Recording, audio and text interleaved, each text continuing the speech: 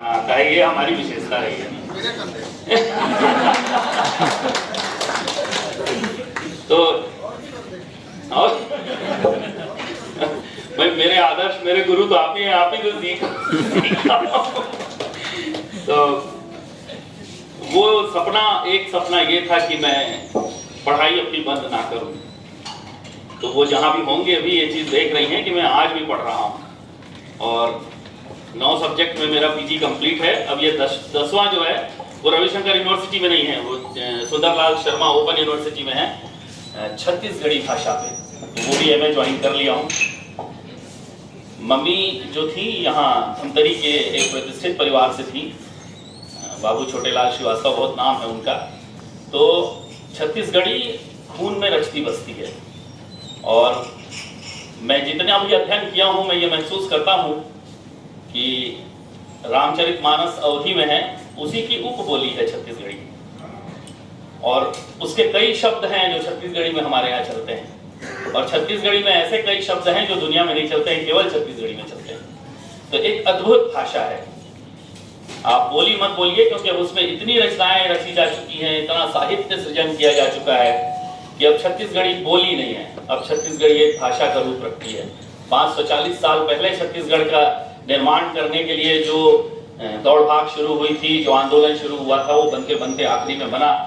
छत्तीसगढ़ के इस पूरी धरा पर बहुत सारे ऐसे साहित्यकार हैं जिन्होंने छत्तीसगढ़ी में अद्भुत रचनाएं की हैं, लेकिन कुछ लोगों का नाम होता है और कुछ अप्रकाशित रह जाते हैं। तो दूसरा जो सपना था मम्मी का वो ये था कि पीएचडी जरूर कर लेना। तो वो पीएचडी मेरी उन्हीं की रचनाओं पर और उनके साथ ऐसे और 9 अप्रकाशित रचनाकार थे जिनकी छत्तीसगढ़ी और छत्तीसगढ़ी में साहित्य का सृजन बहुत उत्कृष्ट था, लेकिन किसी कारण से वो शायद प्रकाश में नहीं आ पाए थे। तो वो 10 साहित्यकारों पर मेरा जो शोध था वो पूर्ण हुआ और वो एक सपना भी पूरा हुआ। तो मैं आपके सामने ना वो मम्मी की लिखी हुई, जो छत्तीसगढ़ी को समझते हैं उनके लिए वो एक एक शब्द जो उन्होंने लिखा है, वो एक एक शब्द आपकी उस छत्तीसगढ़ी की खून में बहता हुआ नजर आएगा। क्योंकि रचना कर लेना बहुत सरल होता है, पर रचना का पूरी तरह साहित्य के मापदंडों पर उतर जाना वो मायने रखता है, वो उसको जीवन देता है। वो हल्ला करके तो बहुत कुछ मंच लूटा जा सकता है, पर साहित्य यदि पूर्णतः साहित्य के स्वरूप में है तो वो आदमी के जो उसको पसंद करता है उसके खून में बहता है। और वैसी ही कुछ लाइन, चूंकि मेरी माँ है इसलिए मेरा आकर्षण हमेशा उनकी ओर ही रहेगा। मैं उस रचना को आपके सामने रख रहा हूँ। मैं चूंकि मेरी आवाज बड़ी मधुर है तो मैं गाना नहीं गा पाता, लेकिन वो जो मम्मी ने गीत लिखा है वो एक माने लय में है, वो तो बहुत सुंदर गाया करती थी। पर फिर भी मैं छत्तीसगढ़ी में कहा जाए तो इसी भोंगारा आवाज में आपके गा के सुनाता हूँ।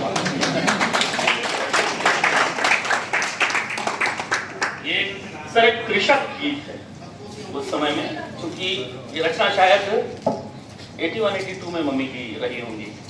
तो वो छत्तीसगढ़ का माहौल उस समय का भले एमपी था और उस समय हमारे देश का माहौल जो भी था, क्योंकि कृषक प्रधान देश है इसलिए ज्यादातर रचनाएं भूमि और भूमि के किसानों पर रची जाती रही।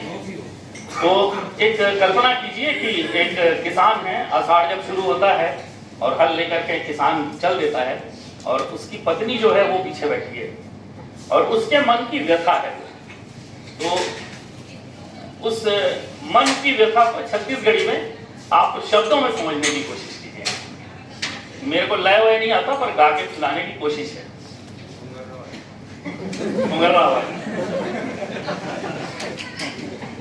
तोला देखो सांझ बिहनिया मन नहीं माढ़े मोर, डेरौठी में बैठे बैठे रद्दा देखो तो।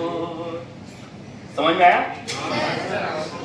तोला देखो सांझ बिहनिया मन नहीं माढ़े मोर, डेरौठी में बैठे बैठे रद्दा देखो तो। गुंडा मछली के साग रांधो गोंदलियों में ना, चाउर के मैं रोटी रांधो देखा बर नहीं।